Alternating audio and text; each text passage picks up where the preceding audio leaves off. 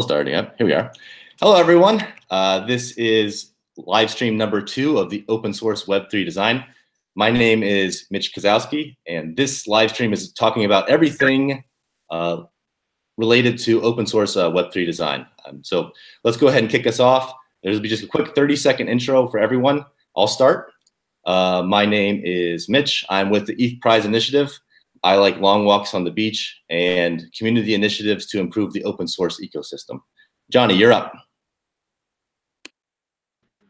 So, hey, I'm Johnny. I'm the product designer on Uport and also do a lot of design, I guess, evangelism and stuff just for consensus in general. So, yeah.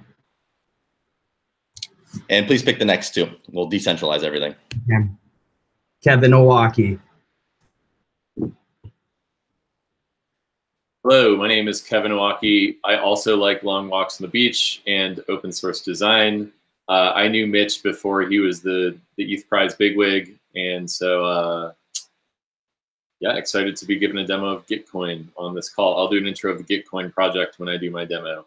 I nominate Sarah Baker Mills.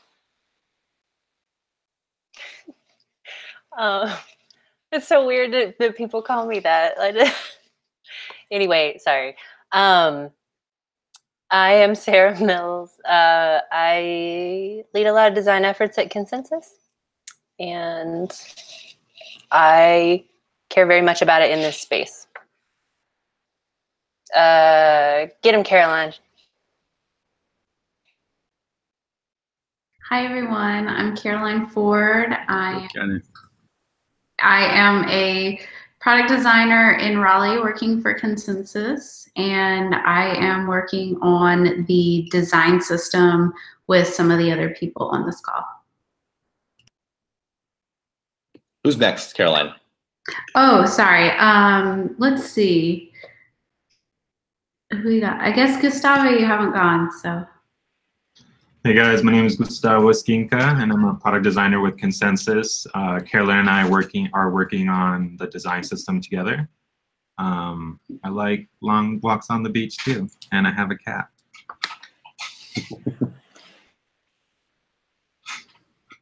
All right, Beltran, you're up. I've centralized. Okay, cool. I'm Beltran. I'm a designer and developer. I wrote the Web3 design principles and started desiring more designers in this space. And we are working also on a Web3 design system that has both a guideline and a library for helping developers and designers quickly implement consistent Web3 user experience, good user experience on the blockchain for dApps. Awesome.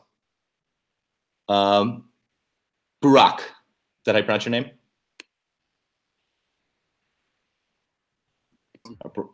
Can you hear me now? Okay, Yes, great. we can. Hey everybody, my name is Burak. I'm an artist and technologist. I work on with complex systems in general, and most recently with blockchains. And we in this call, there's like Engin and Cenk as well. You will see their names there. And together we have a new organization, a new company called Patara, Patara.io, and we work on a social investment platform for now. And we also together organize this the design thinking for blockchains. And this is a workshop that we have done in multiple places in the world so far, Istanbul, New York, and other places. And we can talk about this later, but basically this is what we did together in the past in relation to the design space in general. Cool. All right, Engine, I guess you're up. If that's sorry, please correct me if that's not your correct pronunciation.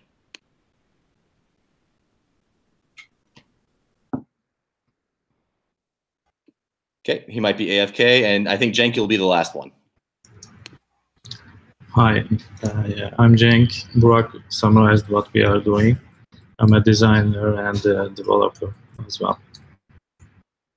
Awesome. Well, I think then we're about ready to get to our first agenda topic, which is Kevin Owaki of Gitcoin doing a quick demo. I think we have a little bit of demo demons, but let's see what Kevin's up to.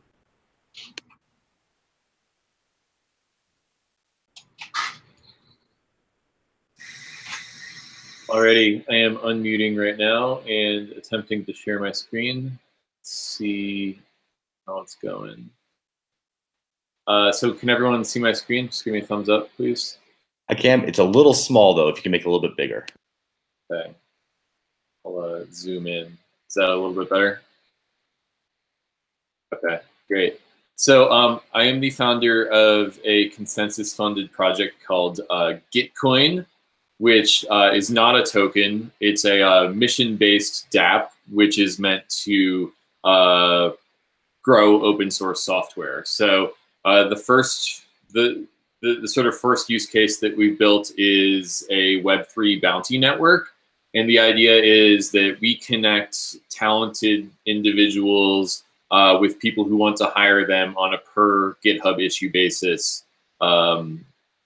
And so that's basically what it is. We're a double-sided market that for repo owners, for people who want to hire developers, helps them do more work faster and leverage the open source community. So the idea is that as easy as it is for you to spin up an EC2 instance, it's that easy to get developer interest on your open source repo. And then the other side of the market is the contributor side of the market. And for them, we basically allow them to work on GitHub issues and then learn new skills, meet new friends, contribute to open source, and to get paid a market rate for that.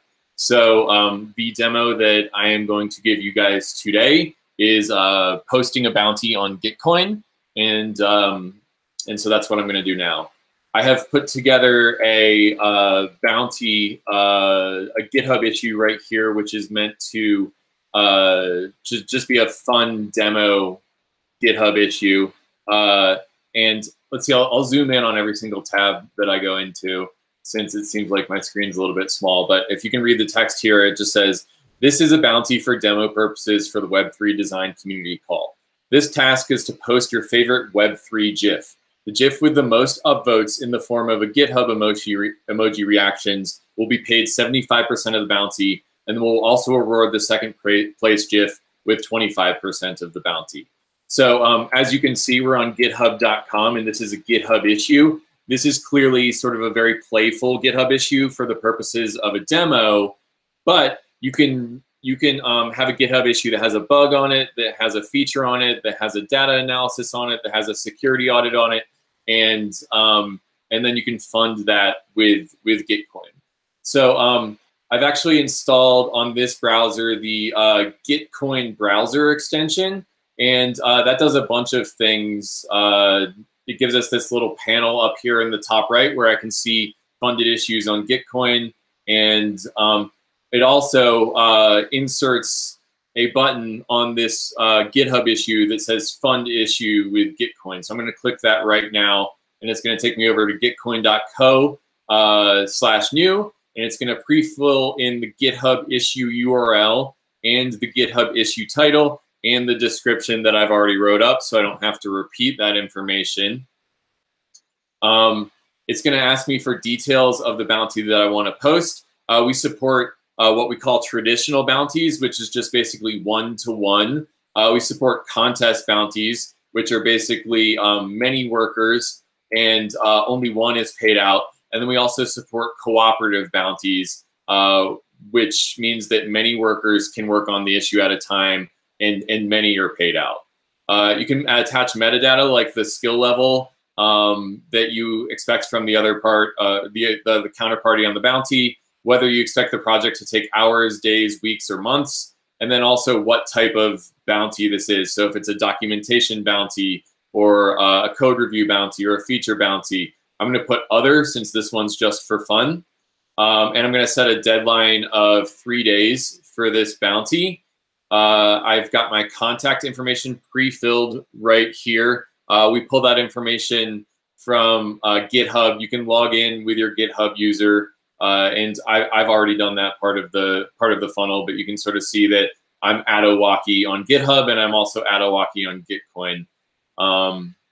And then I can put in an amount for the bounty. Let's see. I think that 1 ETH is probably a lot, and I think I want to use a stable coin for this bounty. So maybe we'll set it at 35 DAI, which, as you guys know, DAI is a stable coin that is worth about $1. So as opposed to funding in ETH, which could go up or down while this bounty is posted, if I fund it in DAI, then I can then both sides of the market can be sure that it's going to be stable for the time that the bounty is posted. This next element right here is a new feature that that reads hiring right now. Attach a job description to the bounty so that the bounty hunter can be aware that you're hiring. That's actually one of the things that people like to take into account when they work on a bounty, since we're not only here to contribute to open source and grow our skill sets, but to possibly find a job. If there's a job description linked to a bounty, then bounty hunters may pick that up on the opportunity to get a job.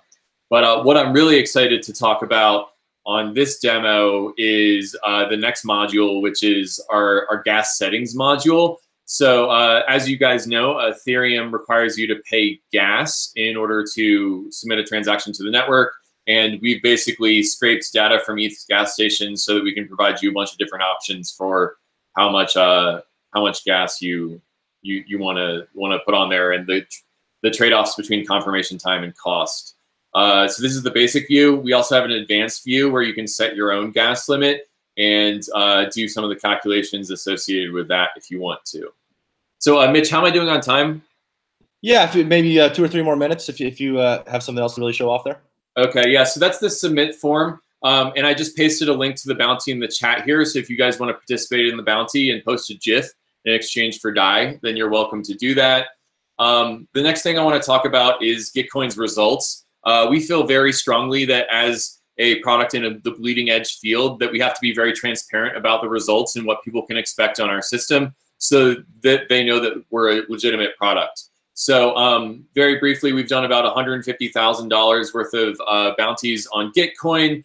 The median bounty start time is about 10 hours, and then the median bounty turnaround time is about 6 days after that. So in general, most issues are getting turned around within a week on Gitcoin.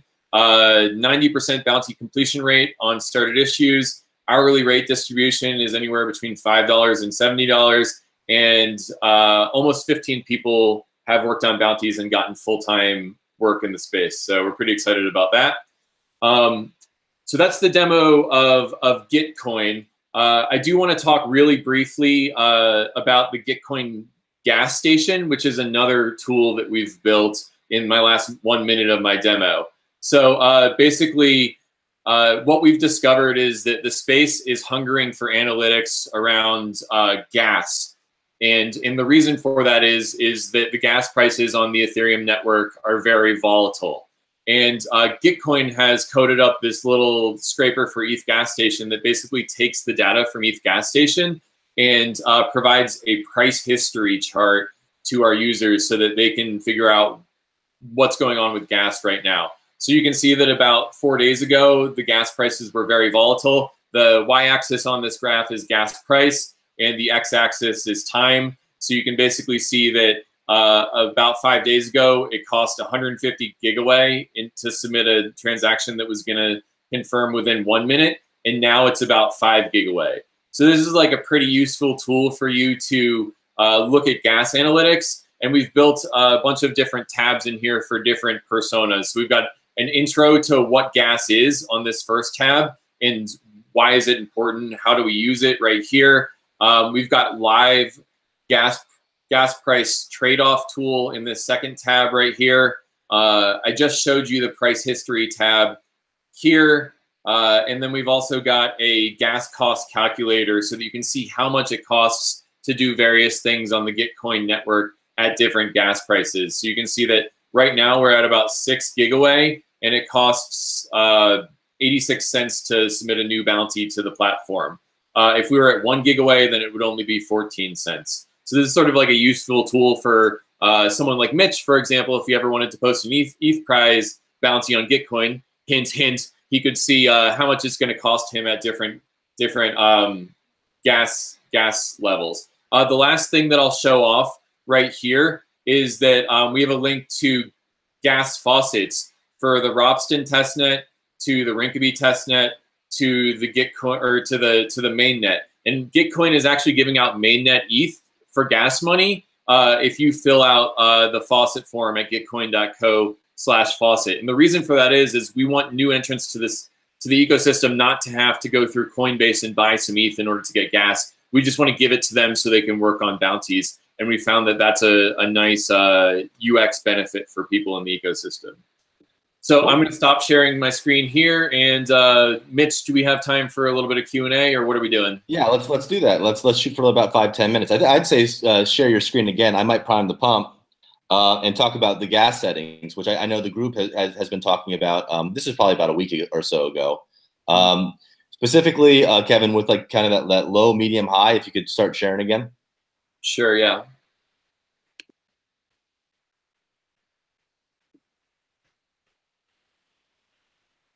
Alrighty. Yeah. So I think that this is an interesting thing, and yeah, I don't want to tear it down, but just kind of have some critique, some constructive criticism. Johnny, if you want to be as ruthless as possible with this low, medium, high. I personally, I really like the concept because I think you abstract away some of the nittier grittier details. But I'd like to take a poll of the room as well. I like it. I think it's. I'm just trying to think of anything that would make a really big improvement. I think it does its job fairly well. I mean, yeah, I wonder if there is, when you were showing your gas tool, the thing that I think that I was looking at here that I thought was interesting, I'm wondering if there is a way to bring this analytic into that gas price module, is I want to know like it's interesting here where you have these big gaps between your lines here, and that indicates like just for that that extra 4 minutes of speed could cost you a lot more in some cases. So like I think that is maybe a decision-making factor that is helpful. Like how, if I pay extra gas, like how much, like that trade-off, you know? And I think it might be a little hard to get from the gas price calculator just looking at those three things, because fast might not actually, like you might end up paying a ton if you click fast, right? And you would just have to pay attention to those numbers. So I'm wondering if there's a way to get that metric, you know, like what the price difference between these things. So this is the graph that I mostly showed was the price history tool, which the y-axis on this is gas price, and then the x-axis is time. But there's actually another way to view the data, and if I page over to the gas price trade-off tool, I can look at live prediction confirmation times on the x-axis versus gas usage on the y-axis. So right now you can see that all the way from about, looks like 10 gigaway up to 300 gigaway, you're going to get confirmed within half a minute or so. And then there's this inflection point around 10 to 6 gigaway where you're going to start looking at confirmation times that are between 2 minutes all the way down to 2 hours. And of course, this is a little bit hard of a graph because the current settings mean that it's very binary in the trade-offs between gas price and confirmation times. But there are times in which this tool will show, okay, down to 100 gigaway, you're going to get confirmed within a half a minute, but then it moves up to 20 minutes at 100 gigaway, and then down at 20 gigaway, you start to see another inflection point, and it allows you to eyeball exactly where you want to put your transaction for a specific gas price. But one of the things that we found about our users is that they just don't give a shit. Like for advanced users like us, they might care about those very granular trade-offs. But for most users, they just want to have gas abstracted away from them. And that's sort of what this module right on the screen is meant to do. Yeah, I mean, yeah. Yeah, about that, I had a question about the users. Can I go, or Johnny, do you have to finish? Sorry. Oh, no, yeah, go ahead. So yeah, on this, I'm picking up on what he was saying. So the users of Gitcoin, awesome work. Really love what you did. So the users in this case are the repo owners, so they're kind of already developers and advanced users, right? Yep. Yeah. So in this case, I think it works very well that you already made a simplification showing time instead of just the price, and also a price in dollars. But of course, an advanced user probably wants to know its own part, and they already know that this is a temporary thing. But maybe also to connect to what Johnny was saying, maybe in this gas settings, maybe there's a place for an asterisk saying this is now, because if you look at the evolution, or if you go look to our analytics, you will see that there is actually a spike, and it can change in the future, so that they don't have the expectation. But I understand that if it's developers, this works pretty well. It's not for the newbie. I had a question for you on another thing, which is the Gitcoin gas faucet, especially on mainnet. You are sponsoring the gas just as an adoption technique, right? Yeah, it's an adoption technique for the Ethereum mainnet, but you also have to sign in order to use it. And so it's sort of like a marketing technique for us also, because we can to you, and we're going to give you like 70 cents of gas in exchange for that. Okay. And because we have a similar problem at ENS, the Ethereum name service, where I'm doing the UX redesign. And we are thinking about ways in which we can avoid not gas, but maybe have them play around with your tool without spending. And maybe I will talk about this in the future. So I wanted to know if you had some thoughts about beyond giving gas, sponsoring gas. Sure. Yeah, that's a great question. And I'm so glad you brought it up, because so like, first off, Gitcoin's gas faucet is completely open source, and you're more than welcome to pull down that app and to use it for your own purposes.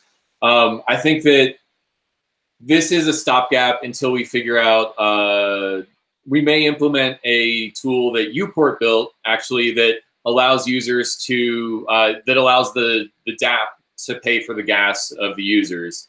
And so there's a big difference between paying 30 cents and paying 0 cents from a friction standpoint.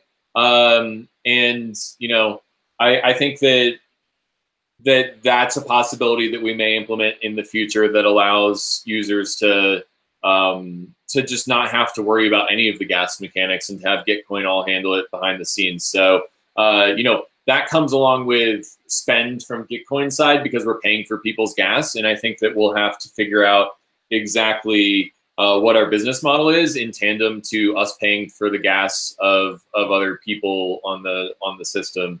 But those would be the two directions that I would recommend that you take a look at for ENS. Cool.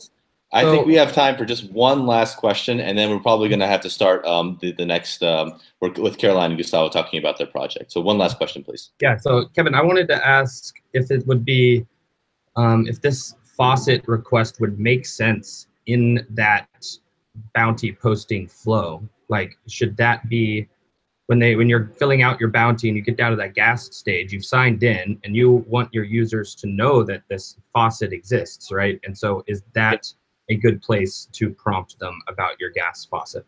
Yeah, I'm so glad you asked that, because thank goodness I have that programmed into the interface. So while I was demoing the gas faucet, I switched over to a MetaMask account that has no Ether in it. And then I switched back to the post bounty screen. And you can see that you've got your friendly neighborhood Gitcoin robot welcoming you and saying, in order to continue, you're going to need some Ether. Ether is a digital asset that it's paid for the computational resources, blah, blah, blah. The easiest way to get Ether is to go to the faucet. And so we basically detect whether or not you have a Web3 browser. And then after that, we check what your balance is. And then we stop you right there and we say, get some gas first before you go through the form. Interesting. So yeah, I'm wondering though, I mean, that's cool that you're reading their wallet balance. I just think it could be cool to put it right there, you're filling out the form, and if and this, you know, this orange bar, this section just is in that form, so it's all kind of in one stream of action. And so that could be cool if it was here, right? If you detect somebody's filling out a bounty and they have no Ether in their wallet, maybe this is where you prompt them. So yeah, that way they can get started and invested in filling out the form, and they're less likely to bounce away if they've already put in some amount of work on filling these things out. Yeah, I think that's a really great point. One thing that I should explain about the gas faucet is that we approve every gas faucet request with a 24-hour turnaround time. And the reason for that is we don't want to be Sybil attacked and people to request a bunch of faucet requests for accounts that don't really exist, because and we also have a KYC responsibility to look at everyone and make sure that they're actual developers before we pay them out. And so if the faucet had paid out immediately, then I would agree with you that like we should let them fill out the form first and then get some gas and then continue filling out the form. But because it's 24-hour turnaround time, then we can't do that right now. I will definitely keep that in the back of my mind, though. Cool. Well, everyone, please thank Kevin for the excellent demo on Gitcoin. And up next are Caroline and Gustavo talking about an interesting design project. Thanks, Mitch. Thanks, Kevin. All right. Can you guys see my screen? Yep. Does anybody know how to present in Google Slides? There you go. Can everybody see everything still? Can't tell, it's in full screen. Yep. Awesome. So my name is Gustavo. Caroline and I are working on the design systems initiative at Consensus. About 2 weeks ago, we had our kickoff meeting. So we've been working on our first sprint. So this is going to be a quick overview of some of the key findings that we got out of our kickoff and some of the work we've been doing over our first sprint. And it's a pretty high level, so we can just keep it kind of open, and let me know if you guys have any questions. So this is us. We met up in Raleigh 2 weeks ago. This is the team: Caroline, Laura, TJ, and I. So we're going to be the ones spearheading the design system initiative here at Consensus. We went through a bunch of design exercises, trying to find common themes and really trying to figure out where we should focus our efforts with this design system and who stands to benefit the most out of this, and also like what's our mission with this, like what's our outcome.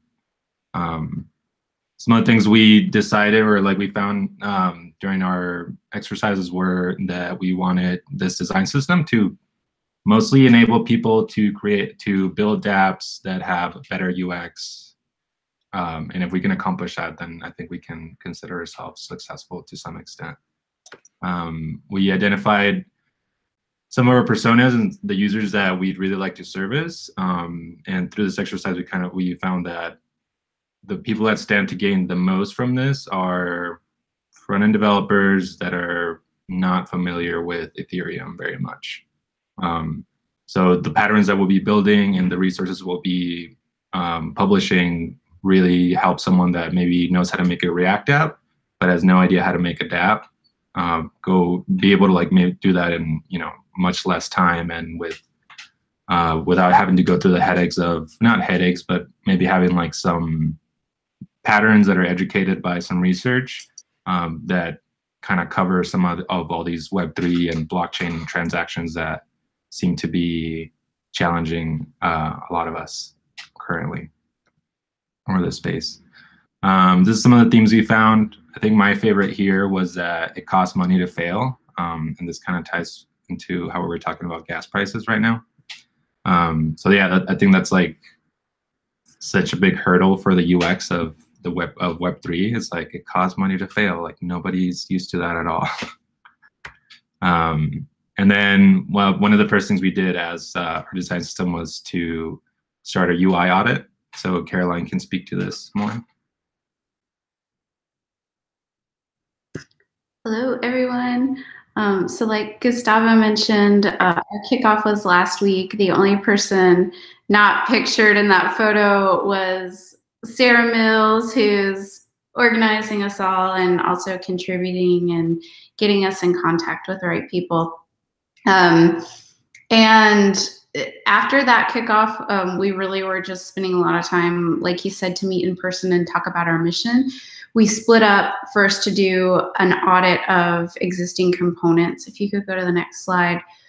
We're looking at first just taking a look at like the common Web 2 components that we know are going to be part of the design system. And in this, we're not only looking at consensus products, but we're also looking at things like Status and Aragon and other existing products. So if any of you all are listening and are part of those projects and would like to discuss, we're open to that. We just are trying to absorb everything we can and do as much background as we can before we get started. So next slide. Aside from the traditional web components, you'll see, Johnny, a lot of your Uport work in here. We're also isolating what those Web3 patterns are that we really need to focus on. Uport and Status both do a really good job of seed backup and recovery. So that was something that we definitely want to take a look at. And next slide. Transactions are handled in a variety of different ways, whether they're displayed in a detail card or within a table, or if they go to a third-party block explorer. Next slide. And then signing, of course. So we're really just trying to get a sense of what's out there and who we can learn from in this space. And then at the same time, we're starting to think about what the structure will be. This is a very early sitemap that we started looking at, splitting out, getting started, foundations, components, Web3 patterns, like we mentioned, and resources. We haven't yet done any prioritization of this, so that'll be an interesting place that we could definitely get feedback from people about. And next, again, just how will this play out? We did a couple versions of wireframes. This one is looking at what if our design system lives within the context of our product design website as a whole, because we also have a larger initiative just to educate about what we do in the space outside of the design system and what it's like to be a designer in the Web3 world, and also a recruiting tool for us, of course. So there's a lot of questions to answer about how does this nav work with so many components? Where do we show the code? Does it live alongside the examples? Is it in a separate tab? And yeah, this is just week 2 of our exploration, and I'm gonna switch back to Gustavo to talk a little bit about our repo. Thanks, Caroline.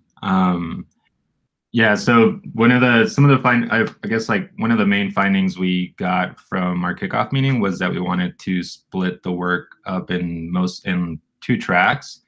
And we were kind of thinking about this, still pretty early on, but we're kind of thinking about it as Web 2 components, which I would say are what we're all used to and what is present in most design systems. Another way to think about it is like all the HTML5 elements that you can use and different combinations of those.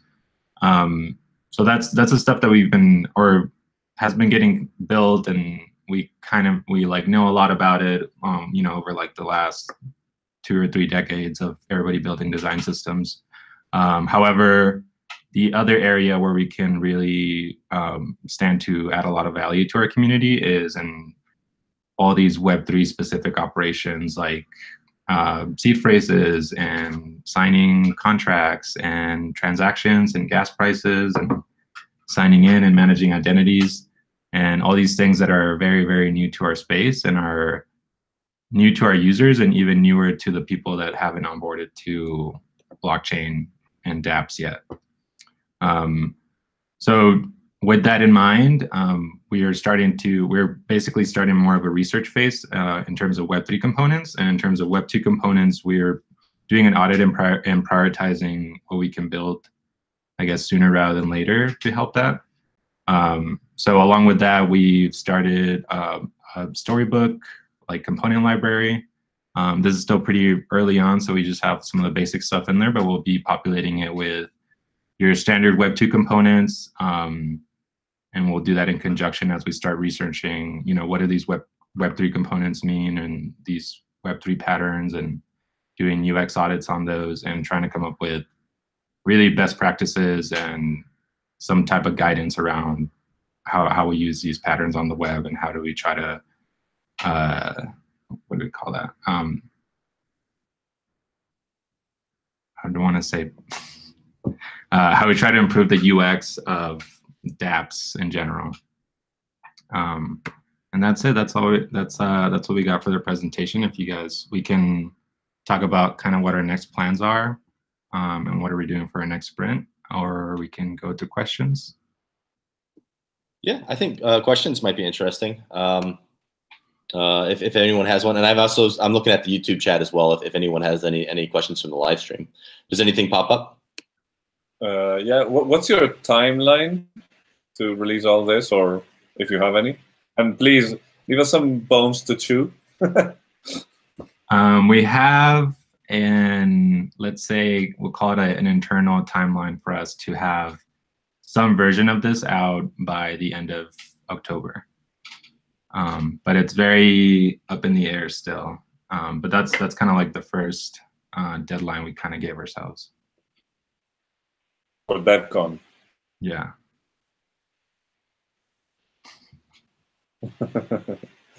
All right.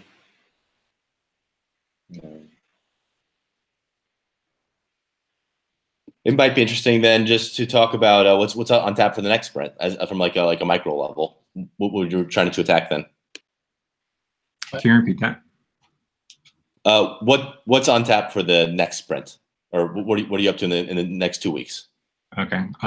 So we did our audit. We still have a few apps to audit internally, so we'll be working towards that. And if TJ was here, he can talk more about the research phase, since I don't have a lot of visibility into that right now. For me, the next steps would be to populate, or to basically build our standard Web 2 patterns. So a lot of the stuff that came out in the audit, like all your buttons, all your form fields, tabs, carousels, all that stuff that we know we'll definitely use. We'll start building that in tandem with how we do research over the next 2 weeks. Cool. And then also visual design, we'll start looking at like how we want the design system to kind of, what the look and feel should be. So I have a question, Mitch. That's all right. Go for it. So I got a question for y'all. One of the like the open questions in my mind about blockchain is like, is blockchain Linux or is it the web browser? And what I mean by that is, like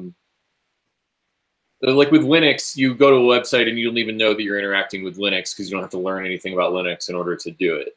But with the web browser, there was this whole new set of paradigms that users had to learn, like the URL bar and the back button and the forward button and the refresh button and bookmarks and extensions. And so I guess what my question is for you, like looking at the great work that you guys are doing in this sprint, is like, is blockchain the web browser?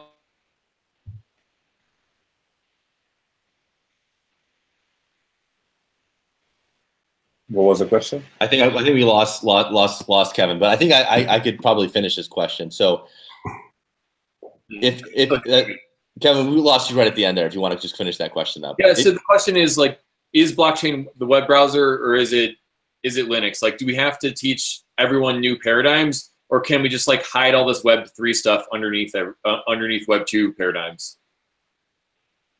Yeah, that's a great question. I don't know the answer to that, but I would say right now, I would say the patterns that we document in our design system will be just the very beginning of this journey. So right now it might be new paradigms, and then it might move on to something beyond that. But I think we're just kind of, what we'll inherently be doing is documenting the starting point, learning what's been tested, how it's resonating with users, and then continue to move on. So I think it'll be cool to find out, but I don't personally think I'll have an answer for that right away.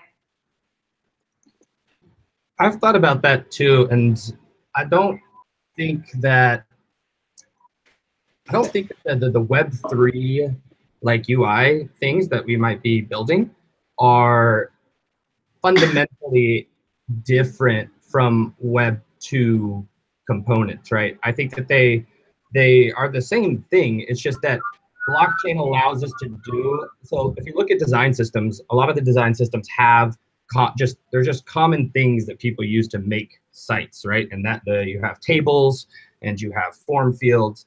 And now that we have these dApps, right? They're just slowly emerging all of these things that we keep repeating, which might be gas price estimators and seed phrase stuff and truncating addresses in some type of consistent way. And I think that all of those things aren't fundamentally different than any other web component, really. It just so happens that because of blockchain, all these new patterns of interaction have occurred for which there are no UI patterns. So that's the way I kind of look at it, even though Kevin dropped off there for a second. I kind of agree with Johnny there. It seems to me more of a Linux paradigm where it's like, well, they don't really care what's under the hood. Case in point, if you look at Kevin's the Gitcoin, the gas settings. And so that's slightly different than just entering a credit card and then boom, there you are. And then there's some kind of transaction that's completely abstracted away from you. But it's somewhat similar. There's a slow, medium, fast, and there's a price. And like it doesn't feel to me like you have to learn too much. But Beltran, you mentioned it in the chat. We talked slightly about this in the last call. I'd be interested in pulling on that string a little bit. Yeah, so I asked basically the same question, if people will want to know or not about the blockchain, if we should hide it or not. And there was a good answer that it depends, of course. It depends. Saya and Mitch both brought this opinion into play, which is if the blockchain is only one part of your application, maybe you're building a game and you have a tiny fragment of the game, which is NFTs, shareable cards, and the blockchain is just used for that, then it makes sense to hide away the components or the intricacies of the blockchain, if you want. But I am opinionated on this other side, which is if it's fully where the decentralization of the dApp is one of the core values or the value proposition of the dApp, then it makes sense to actually show it. And I've been showing on Twitter, like this week, I was writing about these thoughts about, and in the chat also, about the users. Who are the users? And maybe I can share here this tiny screenshot. I don't know, here. I'll share this, and maybe I can look it up here. So the idea about the users is that I think the users of the future, this is the image. Let's see if I can open it up for everybody. So I think that there is a commonality between the users of dApps in the future. Today, I would have probably had to create a set around these parts. So there is early adopters today, speculators, of course. There's us, blockchain developers, and we are inside of the set of believers, of believers in decentralization. But I think in the future, these are going to be the real users. Those that are going to choose a dApp versus a centralized app. And in that context, just to close the thought is, in that context, it makes sense to show that it is a blockchain. This is my current opinion, but I'm probably wrong on many other ideas. So I don't know what you guys think. Yeah, that's an interesting. I think we might have time for just one quick final comment on this, because there's one, and thank you for joining us, Laura. We want to talk a little bit about scheduling for the Web3 Summit as well as DevCon. But if anyone has just one quick thought to put on this. Great conversation, by the way. I would add, and hopefully my Wi-Fi doesn't drop in the middle of this, but I think it's all about drivers and barriers for consumers. So right now the driver of blockchain is like, holy shit, I'm going to get rich. At least for speculators, or the driver is like, we're going to change the world. But the barriers are quite high for managing your keys and getting Ethereum and all that kind of stuff. So I think I'm really interested to see what happens when the barriers come down, because then you can have people who have lower drivers starting to use blockchain dApps, and that's when it gets really exciting to me, because you're going to see dApps that aren't just financial and speculative in nature. You're going to see more dApps like Gitcoin or the Bounties Network that are meant to do more everyday tasks. Cool. Yeah, and I'd also, I mean, I don't know. I think the users are going to be. I don't know that the users of the future, the thing that ties them all together is a belief in decentralization. I just got actually asked. I'm at the end of DAppCon at the full node opening party right now, and Pedro and Alex Van de Sande are here, but I don't know, they're not on the call. But somebody asked Joe and the other panelists kind of this same similar question, and you know, I don't know that people that can benefit, all the people that we promise are saying that blockchain can benefit. I don't know that those people care about decentralization. That the decentralization is just a means to an end, right? Decentralization is what provides the economic freedom or the self-sovereign identity or something, right? So yeah, kind of it's kind of analogous to Web 2, right? Or the people that were getting on the internet. I don't know that ultimately where the web went were people getting on it because they believed in some principle, like it was like some type of something virtuous to do or something like that. There's just some, I think sometimes users are a lot more simple than that. They just want to do something fast or slow or something. Oh, what's up, man? Here is Pedro. Hi, Pedro. At this point, I'm gonna kind of force the topic to the kind of the scheduling. We only have a few minutes left, and it's probably gonna have to spill over in the Telegram channel. But Laura, thanks very much for joining us. Could you have a quick 30-second intro, and then we could probably hop right into that topic? Sure. My name is Laura. I work for Consensus, and I'm part of the product design circle. I'm working on the design system and building a participant program for design research. Those are the two things I'm focusing on, and also DEF CON and all of the events and social activity of the circle. Hello. Cool. So I think that a lot of people had a lot of great ideas, and we're not going to square this away in 10 minutes. But just to seed the conversation, I think that it would be interesting to talk about what would be fun to have at Web3 Summit, what would be fun to have at DEF CON. And I know that from the DEF CON perspective, there's kind of a move away from the so-called like sage on a stage where someone gets up and they're, you know, really important and they say a bunch of things and it's not super actionable. But yeah, just kind of if anyone has any comments on what they would like to see at these conferences. I have some ideas. I think we had brought this up before, and Johnny and I talked about this, but we wanted to have a booth that could be sponsored by Consensus Design, but it is not Consensus branded. It is for designers, and it is a complete design agnostic space. And some of the things we could do is have 30-minute audits where 2 designers sign up for Windows and a dApp signs up for an audit. Everyone gets paired, you do your auditing session. We could have Ask Me Anything slots where designers sign up for slots that they're available, and people can come up, ask specific questions about that specific dApp. And we can also have a specific time for demos that each dApp signs up and a designer does a demo. They can perform research if they want to, and that is the time where your dApp owns that space. You can give away swag. You can have people sign up for something that you want them to sign up. You can use it for recruitment. And those are some things that we've thought about doing in this booth, and just wondering if everybody else thinks that's a cool idea. We would love to have you there. Cool. Yeah, to me, it sounds super amazing. Like 11 out of 10, very, very actionable, making a lot of different connections. And yeah, I love it. Awesome. I love that. And then this is maybe not so much part of the actual conference, but I'd also love to throw a big party for all the designers and invite everybody there. So just keep that in the back of your mind. So I want to add that great ideas, please add them on Conflux. I will add here the link, because we are having a place where we can discuss those things and keep track of them. Very good ideas. I thought of the AMA sessions, the Ask Me Anything sessions.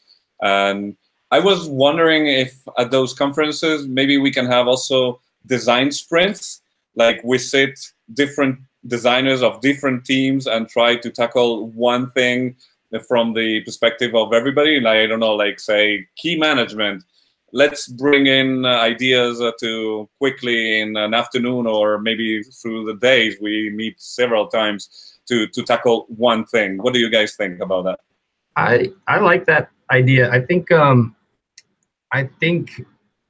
that would be really cool to, while everybody is at DevCon, sprint on something with people from different, you're on different teams and stuff. Like, it would be cool to, like, for the duration of the event, just try and like tackle, like, for me, I would love to see us try and tackle social recovery or distributed recovery or something like that, like what the UX of that is, because I think it's a huge UX problem of how to manage where you put all of your shards of your key or something like that. So I think that would be a cool thing, kind of like a hackathon, but more, it's design focused, right? We focus on the design part rather than the dev part.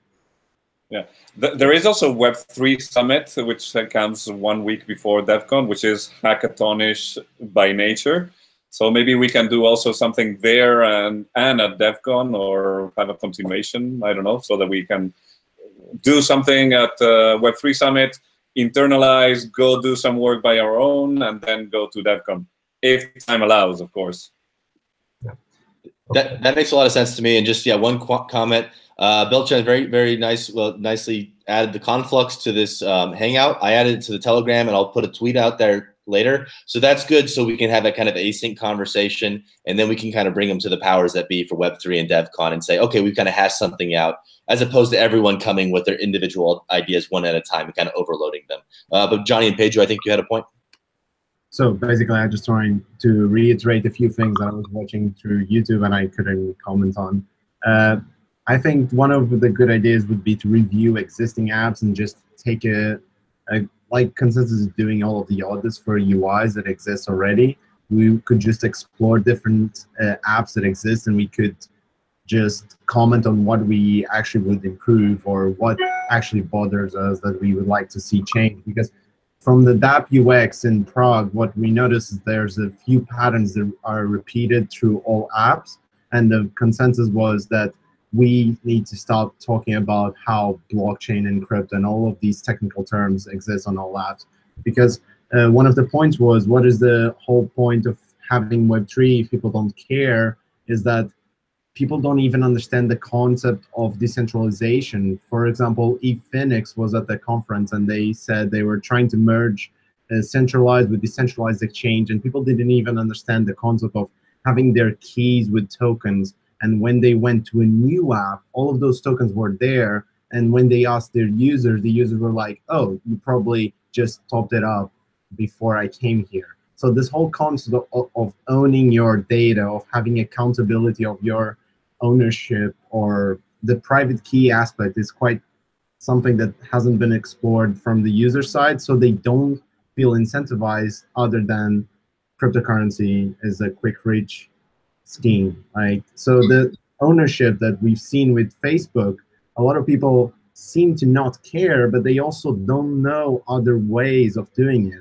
Like Facebook and Twitter, they all work with centralized systems, and we haven't like provided other solutions that are like, here, you can actually have the same features, but actually own your data, that it's actually translatable from app to app, and they don't even know that concept. It's the change that we've seen from Web 1 to Web 2, where the internet became interactive, but now it's like you own your data. And I think that should be the main selling point, other than just financial incentive. Cool. Awesome. Yeah, and as far as DevCon goes as well, I was just thinking, one of the things is, I was talking to Mamie, I think, who's probably watching this, and it seemed like one of the things I wanted to, maybe we can discuss on Conflux, but there's kind of like 3 buckets of content is the way I looked at it. There's designers in this space talking to other designers in this space. There's designers in this space that probably have a lot to teach a lot of developers in this space about working in a design-driven way. And then I still think that there's probably I'd be interested in somebody, a developer, having some content of what they would like. We want as designers, we want developers to know a lot of stuff, right? But devs, I'm sure, would like designers to know some stuff too from their perspective. So I wanted to I was talking about how much content of each type there should be. So that's kind of the way I'm thinking about those 3 buckets. Like, how do we fill up all 3 of those buckets of so it's not just all the designers talking to all the other designers there. I mean, which is useful, but yeah, I think that there's like those 3 kind of dichotomies.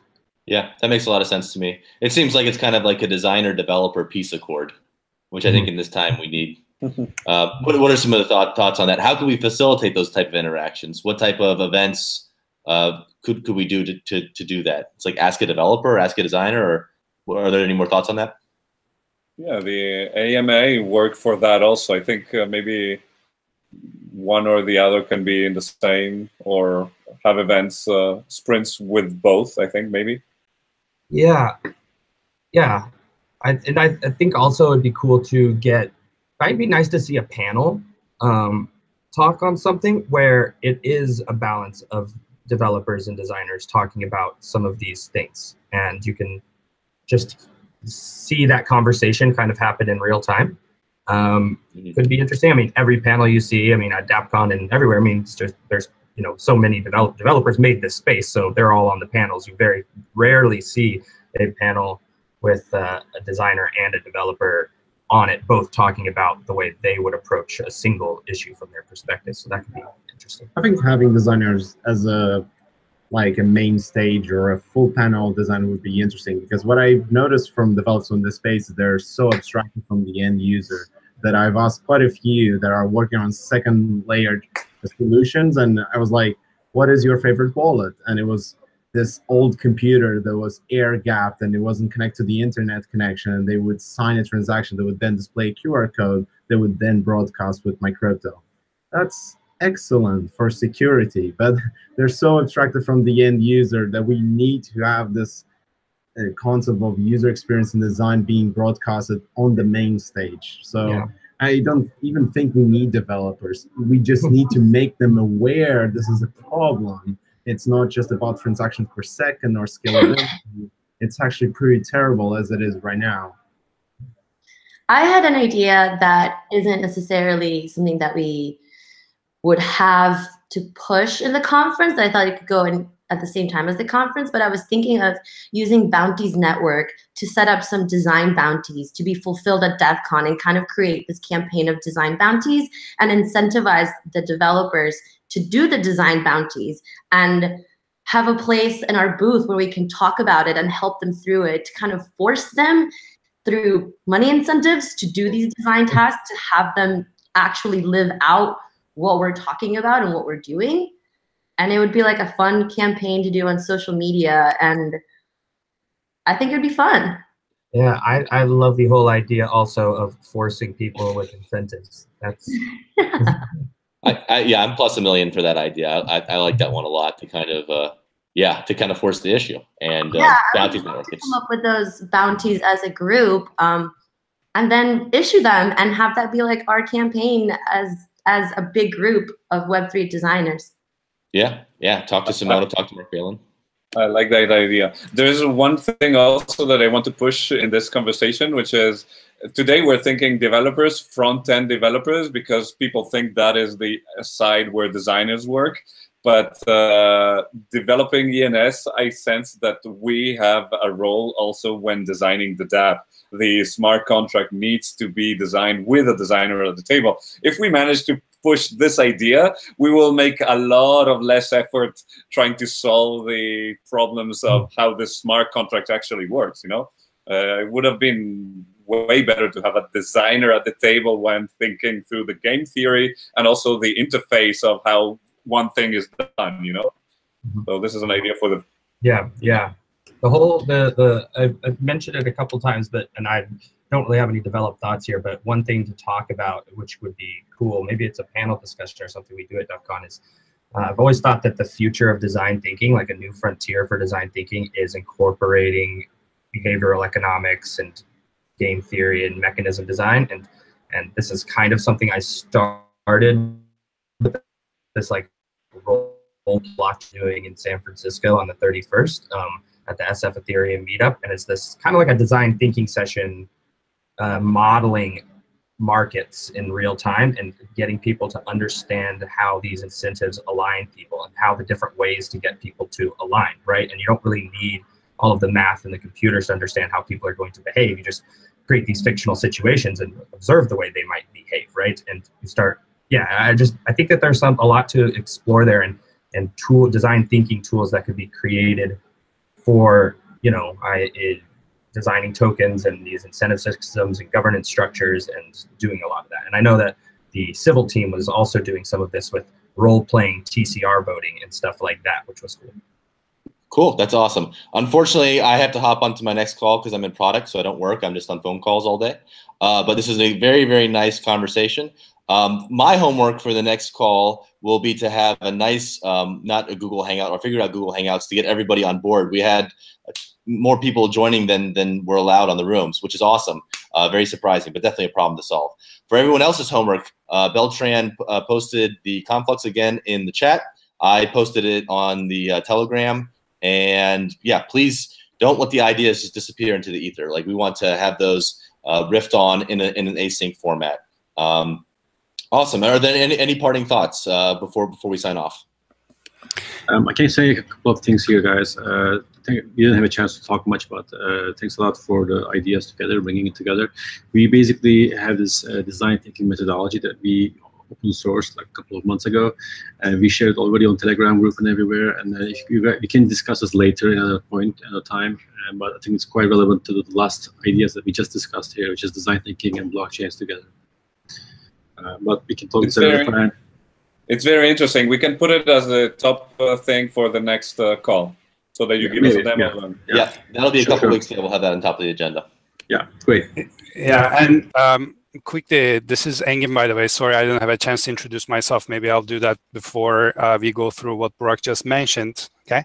I would encourage everyone to consider maybe that the role of design here is not necessarily accepting complex machinery as it's built and then connecting it to people, and like thinking about this process just as like the user-centric thinking, but like thinking about getting designers, empowering designers to be engaged in the making of the machinery, so that the systems are inherently human first, people first. Okay. So the workshop that Burak mentioned, we actually started with this type of hypothesis, and it would be great to share some of our insights and some of our methodology with you guys next time. Okay. Yeah, in 2 weeks, the following Friday. Excellent. Sounds good. This is live stream number 2 of the Open Source Web3 Design. We'll catch you again in a couple weeks. Bye, everyone.